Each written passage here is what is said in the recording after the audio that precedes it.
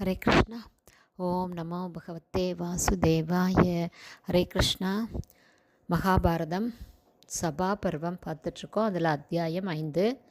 நாட்டுக்கு ஆபத்து வருவதை காட்டக்கூடிய அபசகனங்கள், சிசுபால வதம், ராஜசூய யாகத்தின் நிறைவு, துரியோதனனின் பொறாமை, சகுனியின் நல்லுபதேசம், சூதாட்ட யோசனை, இதெல்லாம் தான் இந்த அத்தியாயத்தில் நம்ம பார்த்துட்ருக்கோம்.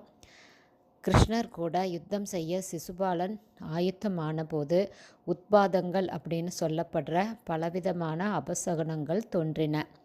இதையெல்லாம் பார்த்து திகைப்படைந்த யுதிஷ்ட மகாராஜா நாரதர்கிட்ட இவற்றின் பொருளை விளக்குமாறு கேட்குறாரு. அதை தான் நாம் பார்த்துட்ருக்கோம்.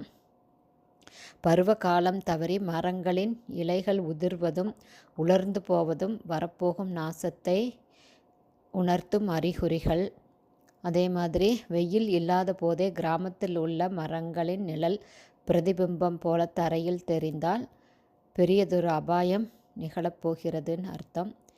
மேலும் பூவின் மேல் மற்றொரு பூ, காயின் மேல் மற்றொரு காய் என்று பரவலாக மரங்களில் காணப்பட்டால் அந்த நாட்டின் அரசனோ அல்லது அவனைப் போல அதிகாரம் படைத்த ஒருவனோ மரணம் அடைவான். மேலும் வெட்டப்பட்ட ஒரு மரம் பெரும் சப்தத்துடன் விழுந்தால் அது ராஜ்யத்திற்கு ஆபத்தை குறிக்கும். விக்கிரகங்கள் உடைவது, மண்டபங்கள் இடிவது ஆகியவை வரப்போகும் தோல்வியை காட்டுபவை. இரவில் வானவில்லை ஒருவன் பார்த்தால் அது அவனுக்கு மட்டும் ஆபத்தை குறிக்கும்.